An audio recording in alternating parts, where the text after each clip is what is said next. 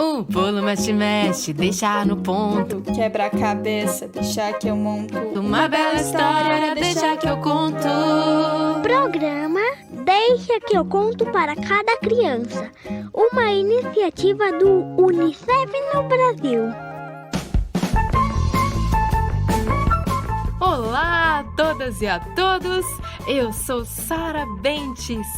Eu sou uma mulher branca, sorriso largo, olhos azuis como o mar, cabelos escuros, compridos e cacheados. E quero convidar todo mundo, os bebês, meninos e meninas e até os adultos para conhecerem histórias, para brincar, para aprender e para sonhar. Esse programa é o Deixa que eu conto para cada criança. E todas as vozes que você ouve por aqui são de pessoas com deficiência e também de suas famílias. E os episódios contam com transcrição e tradução em Libras, que é a língua brasileira de sinais. É com muita alegria que traremos nesse episódio a história O Sapo e a Cobra, contada pela Fernanda Batista. Ô, dona Cobra, não é por nada não, mas o meu couro é a prova de pedra. Depois vamos conhecer a Elaine, mãe do Johan, que conversou com a Rafaela, mãe do Giovanni. E eu fiquei muito emocionada com isso, sabe? Porque foi a primeira vez que eu vi mesmo que o indivíduo chegou antes da deficiência. Ele não é surdo ou altas habilidades para depois ser o Johan, não. Ele é o indivíduo Johan. Depois brincaremos de cantar com a Beatriz Lira, Se eu roubei teu coração. que hoje traz uma música para compartilhar e para cantar junto. Que delícia! Eu também. E para terminar, vamos conhecer a educadora Ângela Calabria, contando da escola na qual trabalha, que acho que faz parte da cidade ideal dela. Será? Esse é o nosso ponto de partida, fazer com que cada criança olhe para dentro de si, mas também para o outro. Vem ouvir, vem brincar, vem sonhar. Atenção, cheguem pra cá, a história vai começar. E é tanta coisa bonita, você não vai acreditar. Atenção, chega pra cá, a história vai começar. O Sapo e a Cobra.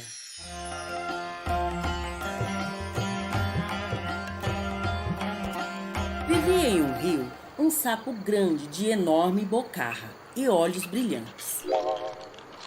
Todas as manhãs gostava de exibir seus enormes saltos de uma pedra para outra. E quando viu uma mosquinha,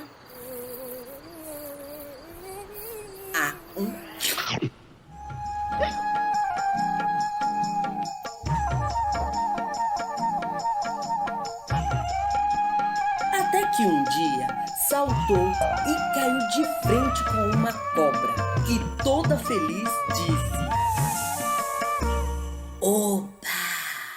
Meu café da manhã, sapinho, eu vou te comer. O sapo ficou com os olhos estatelados, mas pensou e disse: Ô, dona Cobra, não é por nada não. Meu couro é a prova de dente. A cobra ficou nervosa e disse: Eu vou te jogar em uma pedra. Ai!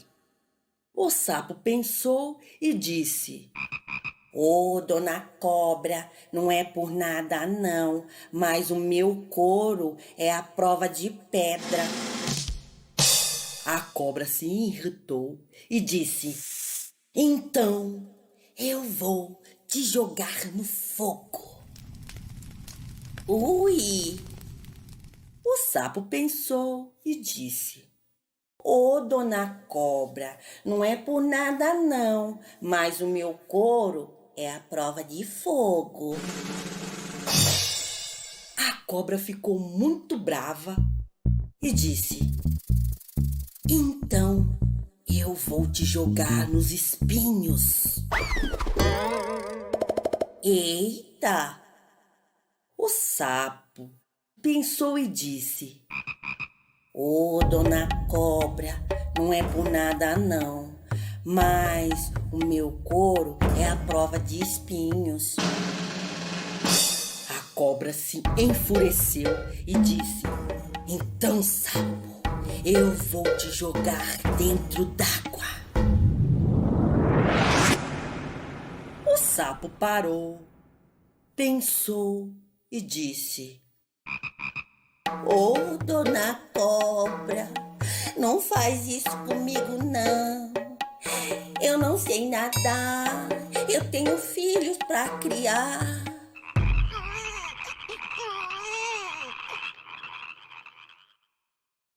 A cobra pegou o sapo pela perna, rodou, jogou ele dentro d'água, que ele mergulhou pro fundo do rio e sumiu. Mas logo voltou cuspindo água e disse: Ô, dona cobra, como você é bobinha, sapo é bicho d'água. E para tirar sarro da cobra, se pôs a cantar. Faz o sapo no rio, faz o sapo no rio, mexe os olhinhos e faz Ô, dona cobra, você quer uma mosquinha? Quem você acha que é mais forte, o sapo ou a cobra? Pode ser a cobra, com seu veneno fatal. Mas o sapo é tão esperto que talvez a esperteza tenha mais valor que a força. Sabe, as histórias carregam perguntas que são como ovinhos de passarinhos. Ovinhos que estão escondidos, esperando alguém acolher e cuidar, para logo nascer. Ao ouvir essa história, nasceu em mim uma pergunta passarinho. O que será ainda mais importante que a força e a esperteza? O que será tão forte que nos protegerá dos perigos e será esperto o suficiente para nos lembrar sempre da beleza de estarmos juntos? Eu acho que eu sei. Você adivinha? Eu acho que é ele mesmo, o amor. O amor é a maior esperteza do mundo, porque conta pra gente que a gente é mais forte junto do que separado. Grande ou pequeno, não sei, mas ela tem coração na ponta do dedo, coração na palma da mão, coração no corpo inteiro. Nossa, é muito coração. Sabe por quê?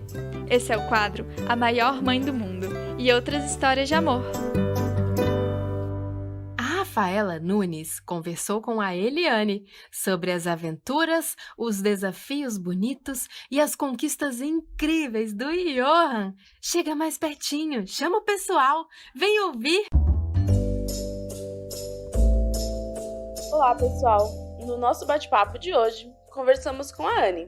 Ela nos contou como é ser mãe do Johan, um menino de 9 anos que tem altas habilidades e também é surdo.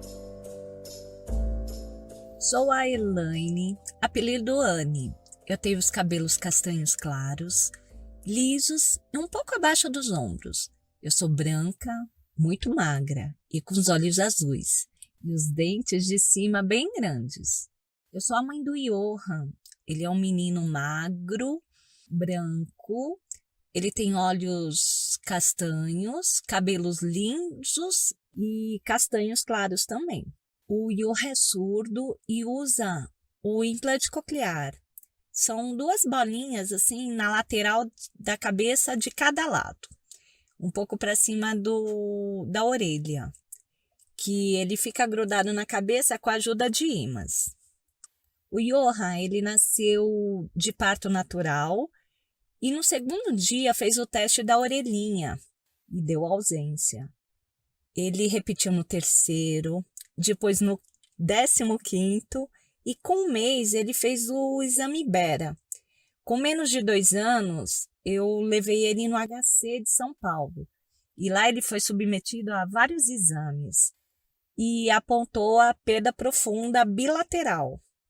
Com 2 meses, ele começou a usar o ASI, que é aquele aparelhinho que coloca atrás da orelha, que amplifica o som, mas não fez efeito para ele. E com 3 meses, ele começou com a sessão de fonoterapia lá na USP. Com 10 meses, ele fez essa cirurgia do implante coclear. Ele também é conhecido como ouvido biônico. Muitos já devem ter ouvido falar do ouvido biônico. Já na parte das altas habilidades, eu sempre vi que o Johan era um bebê diferente. Quando ele começou a falar, ele começou pelos números. Com 2 anos, ele contava até 100. E com 3, ele contava até 100 em inglês, inclusive em ordem decrescente. Ele não gostava de assistir desenho e filmes, mas na hora dos créditos, ou no cinema, ou mesmo em casa, na TV, ele parava e ficava vidrado vendo as letras passar. Nossa, ele ficava muito encantado. Tem outro fato também muito engraçado, que quando ele comia o M&M, que é aquelas bolinhas de chocolate, né, coloridinha, antes de colocar um na boca, ele contava quantos que ele estava comendo, né? Então, 1, 2. E nisso ele falava as cores, tanto os números e as cores em português, inglês e mandarim. E ele ama aprender coisas novas. O que estimula ele, o que deixa ele feliz é uma coisa nova. Se a coisa já tá meio assim, ele já não perde um pouco o interesse, sabe? Ao perguntarmos para Anne os desafios que ela enfrenta no dia a dia com o Johan, vemos a dificuldade em acessar alguns espaços com detectores de metais devido à falta de orientação dos profissionais em relação aos implantes cocleares. Um local que eu tenho muita dificuldade de ir com ele é no banco. Principalmente banco que a gente não conhece. Geralmente eu sempre vou no mesmo que todo mundo já conhece ele. Ou em lugares com detector de metal, né? Que alguns museus tem algumas repartições públicas. Porque ele não pode passar. Porque interfere no aparelho interno dele, não é nem no externo. Pode interferir no aparelho interno. E a maioria dos seguranças eles não são orientados, né? Eles não têm culpa, mas eles não são orientados, que é igual marca-passo. Tem que abrir a lateral. E no caso das altas habilidades, que hoje já não mais, porque 5 minutos de conversa com ele, todos já percebem que ele é bem diferente. Mas antes, principalmente escolas que a gente ia visitar, eles associavam o surdo a um indivíduo que dificuldade de aprendizagem. Eles já rotulam. Se você é surdo, você tem dificuldade de aprender. E eles, sabe, eles não falavam, não ficava claro, mas isso é louca, né? Como que um surdo vai ter altas habilidades? A Anne se emocionou ao contar a experiência do Johan no primeiro ano no ensino público regular e nos falou como os colegas de classe viram ele além dos rótulos, trazendo a grandiosidade em conhecer a pessoa para além da deficiência ou alta habilidade, aceitando ela exatamente do jeitinho que ela é. Acho que o processo de aceitação vem dentro de casa, principalmente do próprio PCD. O Johan, ele sempre, desde muito pequeno, sempre quando ele fazia o desenho dele mesmo, ele colocava o aparelho na cabeça. Ele se enxerga com o aparelho, ele sempre se viu assim. Mas agora o ambiente externo também é fundamental, né? Acho que eu vou dar um exemplo que eu achei maravilhoso, que é da professora Beth.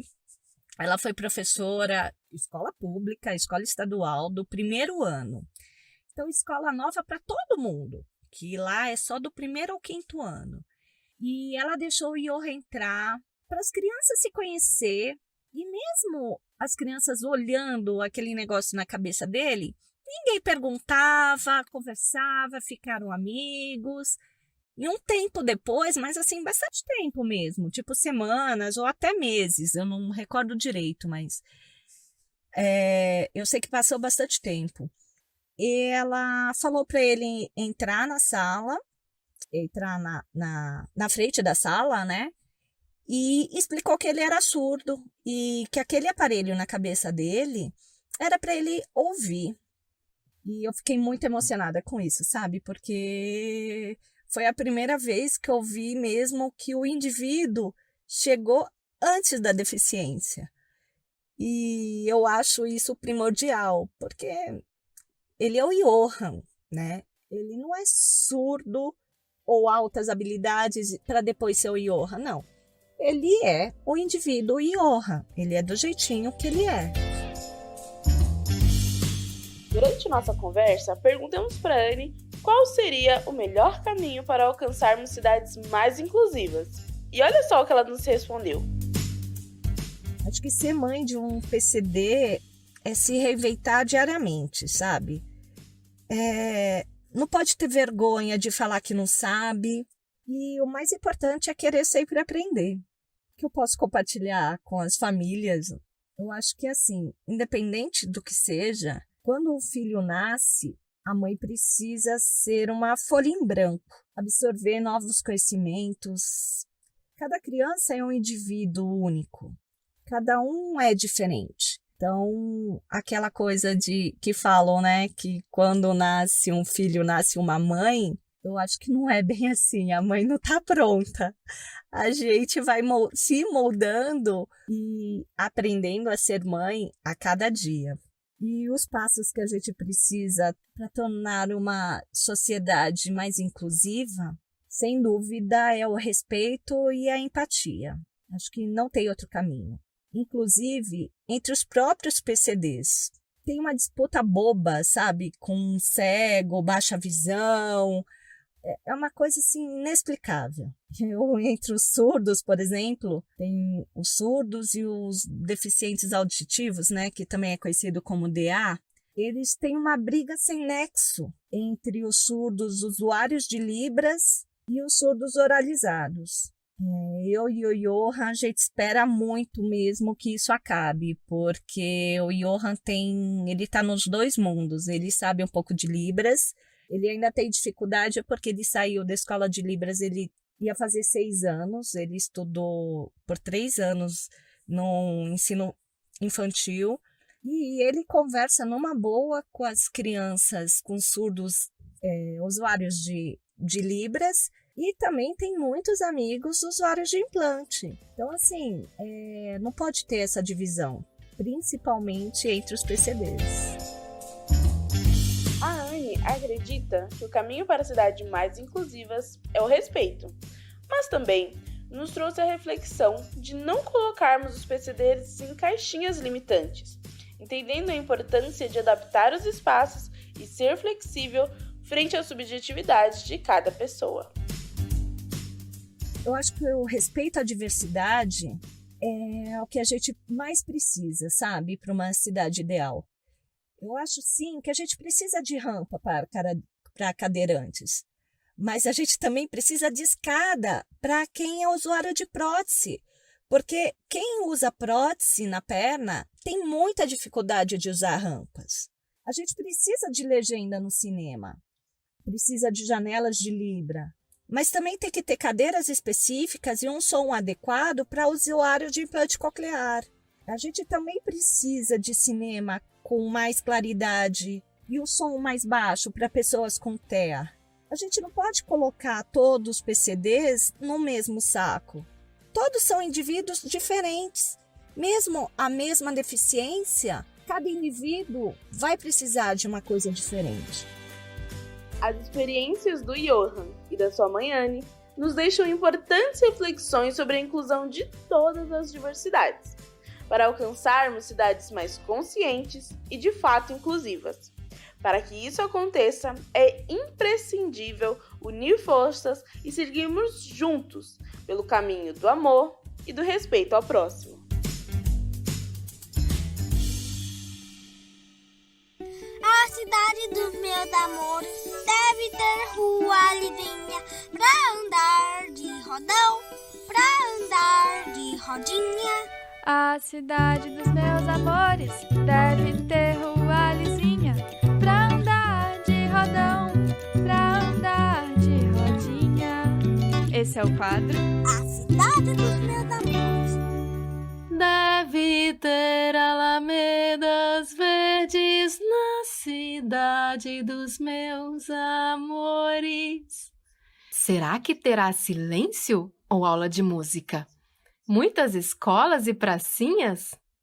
Como será a escola que a Ângela trabalha? Ângela Calabria, conta pra gente. Eu me chamo Ângela, tenho 48 anos e sou educadora. Trabalho há 26 anos na Alecrim, uma escola pequena, particular, de educação infantil e ensino fundamental, que fica na zona oeste de São Paulo e atende crianças de 1 até 14 e 15 anos. Acho importante dizer que aqui na Alecrim, antes de qualquer lei, a gente sempre partiu do princípio de que a escola é para a integração de todos. Para falar de inclusão, a primeira coisa que acho importante dizer é que a gente sempre pensou no trabalho tentando olhar para as diferenças em geral, tendo em mente o jeito de cada criança, suas dificuldades e facilidades, independente dela ter ou não algum diagnóstico. Muitas vezes, quando a gente fica sabendo que uma criança tem alguma deficiência, isso não muda muita coisa na prática, porque mesmo que a gente saiba o nome da deficiência, cada criança é e se comporta de um jeito, nenhuma é igual à outra. Por isso, a gente tenta desenvolver um trabalho em que seja possível acolher cada um do seu jeito. Esse é o nosso ponto de partida. Fazer com que cada criança olhe para dentro de si, mas também para o outro, que elas consigam perceber os limites de cada um, o que os outros gostam ou não, o que eles querem ou não, e que elas possam pensar e falar sobre como elas se sentem na relação com os outros. Quando uma criança de 2 anos, por exemplo, morde um colega, ela precisa perceber o que aconteceu, por que ela fez aquilo e o que ela causou no outro, que ela ajude a aliviar a dor que ela provocou. Não só se desculpando, mas fazendo alguma coisa concreta para melhorar aquela situação. Ela pode, por exemplo, passar uma pomada, fazer uma massagem, dar um abraço. Assim, a gente vai criando um sentimento de empatia, que é a nossa capacidade de conseguir se colocar no lugar do outro.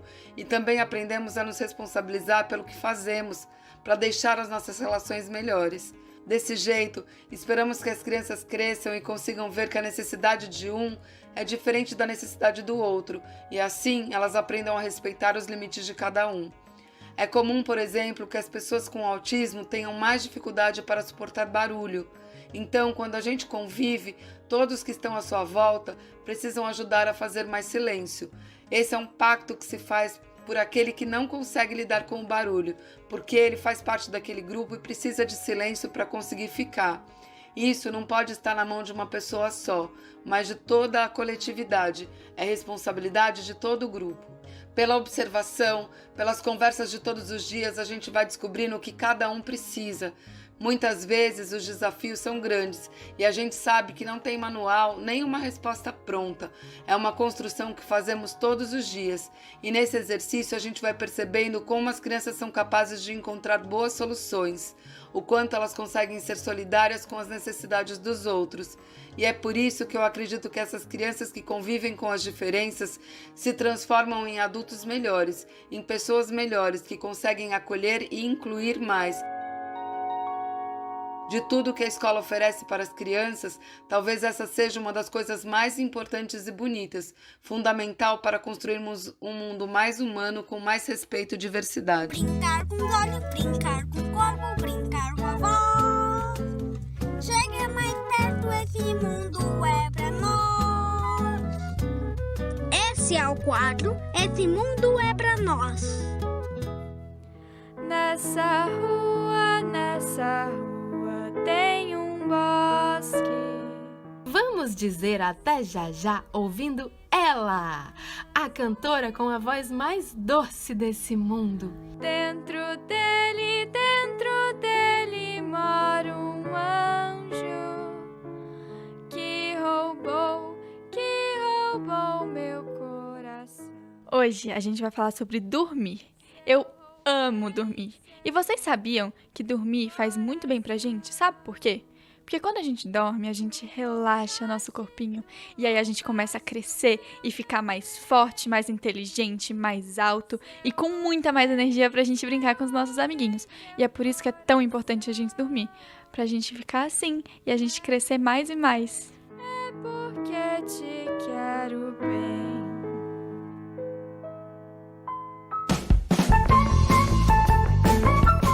O Deixa Que Eu Conto para Cada Criança é uma iniciativa do Unicef no Brasil. Você pode nos encontrar no nosso canal do YouTube, que é o YouTube/Unicef Brasil, e no Spotify, onde é só procurar Deixa Que Eu Conto para Cada Criança. Você também pode seguir a gente no Instagram, pelo @Unicef Brasil, e entrar no site unicef.org.br e no deixaqueuconto.org.br. Se você é professora ou professor, escute com suas crianças e estudantes e acesse o nosso guia de possibilidades pedagógicas. Se quiser, pode nos enviar um e-mail, deixaqueuconto@unicef.org. Esse programa tem a apresentação de Sara Bentes e é uma criação de conteúdo, redação e produção de Kiara Terra. A direção musical fica por conta de Ângela Coutry. A edição e a direção são assinadas por Emerson Coelho e a sonorização das narrativas por Guilherme Destro. A iniciativa Deixa Que Eu Conto do Unicef no Brasil está alinhada à Base Nacional Comum Curricular na etapa da educação infantil. Este programa contemplou os direitos de aprendizagem, brincar, expressar e participar. E os campos de experiências, o eu, o outro e o nós, escuta, fala, pensamento e imaginação. E corpos, gestos e movimentos. Pulo, mexe, deixar no ponto. Quebra a cabeça, deixa que eu monto. Uma bela história, deixa que eu conto. Programa Deixa Que Eu Conto para Cada Criança. Uma iniciativa do Unicef no Brasil.